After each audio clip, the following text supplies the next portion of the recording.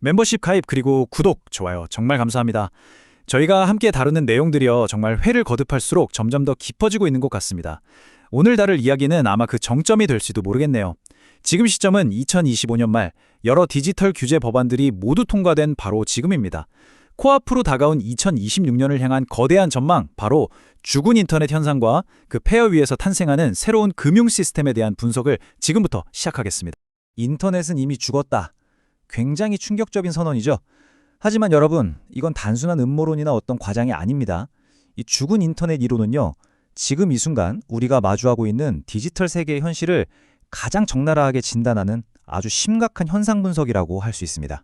자, 첫 번째 파트입니다. 우리가 알던 그 인터넷은 도대체 어쩌다 죽음에 이르게 되었을까요?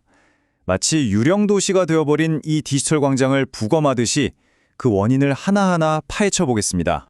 바로 이 슬라이드가 죽은 인터넷 이론의 핵심을 보여줍니다. 과거의 인터넷 기억나시죠? 진짜 사람들이 모여서 소통하던 그 활기찬 광장 말입니다.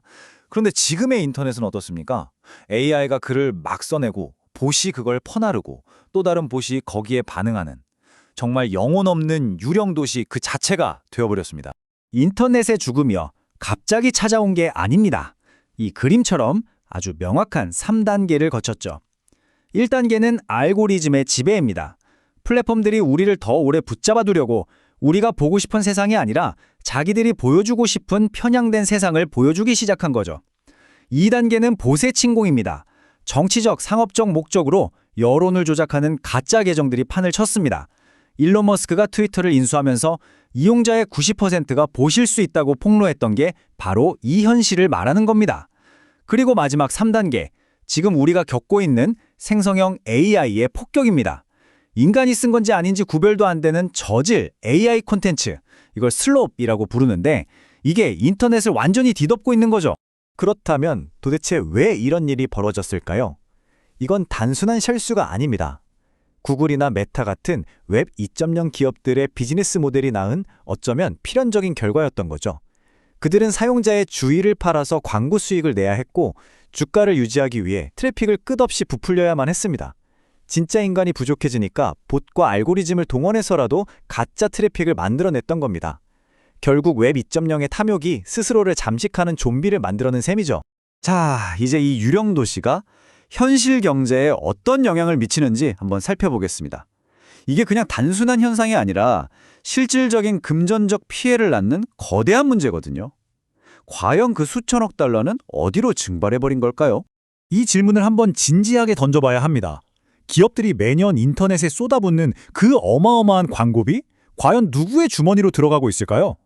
그 광고를 보는 게 정말 사람이 맞을까요? 그 정답은 정말 충격적입니다. 2023년 말 기준으로 광고 사기로 인해 발생한 연간 손실액이 무려 1,000억 달러, 우리 돈으로 13조 원이 넘습니다. 이게 바로 광고주들이 유령 도시의 유령들에게 지불하고 있는 돈입니다. 구매력이라고는 전혀 없는 보태개 말이죠. 이건 마치 껍데기만 남은 자산을 우량자산으로 포장해서 팔았던 디지털 서브프라임 모기지 사태와 똑같습니다. 이 통계는 그 충격적인 현실을 그대로 보여줍니다. 2024년 인터넷 역사상 처음으로 봇 트래픽의 총합이 51%를 기록하면서 인간 트래픽 49%를 넘어섰습니다. 특히나 악성 봇이 37%에 달하죠. 이제 인터넷의 주인은 통계적으로 봐도 더 이상 인간이 아닌 겁니다.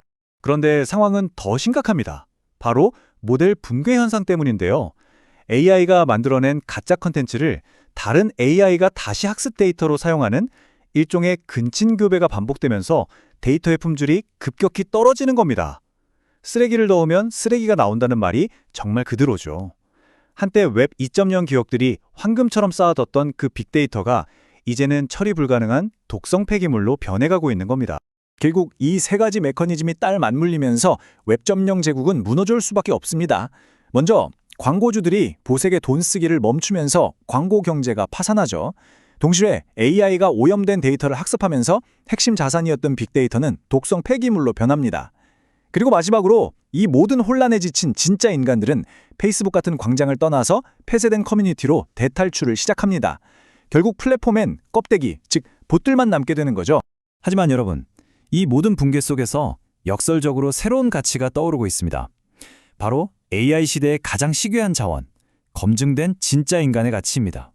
이제 패러다임이 완전히 바뀌고 있습니다. 웹 2.0 시대에는요, 익명성 뒤에 숨어서 트래픽의 양을 늘리는 게 중요했습니다. 그 안에 봇이 90%나 섞여 있더라도 말이죠. 하지만 다가오는 웹 3.0 시대에는 트래픽의 질이 모든 것을 결정합니다. 까다로운 신원 인증을 거친 100% 검증된 인간 트래픽의 가치는 정말이지 무한대가 되는 겁니다. 일론 머스크의 이 말은 새로운 시대의 경제 원리를 정확하게 꿰뚫고 있습니다.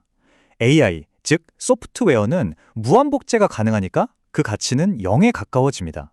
하지만 인간, 이 생물학적 하드웨어는 결코 복제할 수 없죠. 경제학의 기본 원리처럼 절대적인 희소성을 가진 검증된 진짜 인간의 가치는 폭등할 수밖에 없는 겁니다. 그렇다면 이 진짜 인간이라는 희귀한 자원을 어떻게 증명하고 또 자본화할 수 있을까요?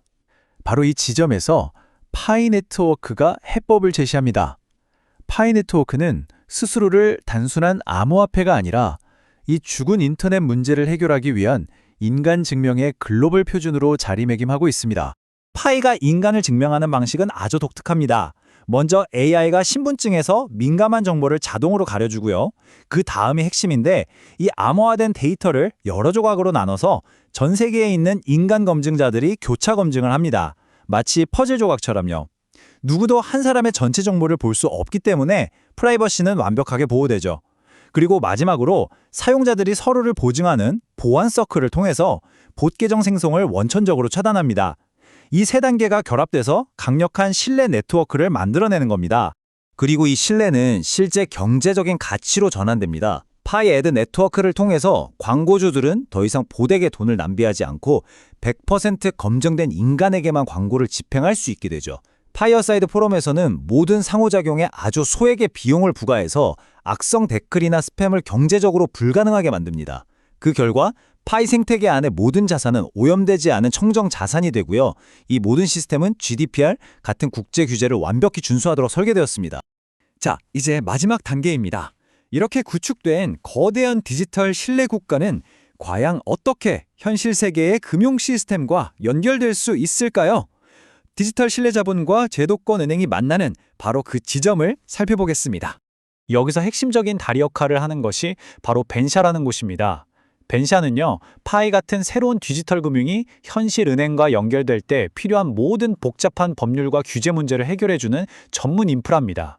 가장 중요한 점은 벤샤가 미국의 연방예금 보험공사의 보호를 받는 제도권 은행들과 직접 파트너십을 맺고 있다는 사실입니다. 이건 파이 생태계의 자금이 합법적이고 안전한 경로를 통해 움직인다는 것을 의미하죠.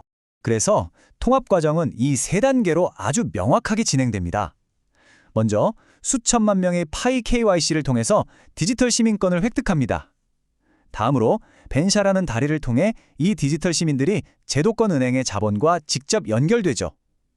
마지막으로 2025년부터 전 세계 금융망의 표준이 된 ISO 20021을 준수함으로써 파이 네트워크는 글로벌 금융 시스템과 완벽하게 호환되는 새로운 금융망으로 자리매김하게 되는 겁니다. 2025년에 확정된 이 강력한 금융 규제는요, 대부분의 암호화폐 프로젝트에게는 재앙이 되겠지만 파이 네트워크에게는 최고의 기회가 될 수 있습니다. 미국의 지니어스 법안처럼 익명 거래를 막는 규제는 다른 프로젝트들을 위협하지만 이미 모든 사용자의 신원을 증명한 파이에게는 오히려 경쟁자를 모두 제거해주는 강력한 경제적 해자가 되는 셈이죠. 이것이 바로 JP모건 같은 거대 금융사들이 결국 파이와 손을 잡을 수밖에 없는 이유입니다. 그들은 이미 파이의 기반 기술인 스텔라 블록체인 위에서 사업을 준비하고 있거든요. 그들에게는 완벽한 기술이 있지만 그 기술을 사용해줄 검증된 고객이 없습니다. 반면에 파이는 수천만 명의 검증된 고객을 가졌지만 제도권 금융과의 연결이 필요하죠. 서로가 가장 필요한 것을 가졌기 때문에 이 둘의 만남은 필연적일 수밖에 없는 겁니다. 오늘 긴 분석을 마무리하면서 이 질문을 여러분 각자에게 던지고 싶습니다. AI가 생성한 가짜 정보와 봇들이 넘쳐나는 세상에서 화면 너머의 당신이 진짜 인간이라는 것을, 로봇이 아니라는 것을 앞으로 어떻게 증명하시겠습니까? 이것이 다가올 시대에 우리 모두가 마주하게 될 가장 근본적인 질문이 될 겁니다.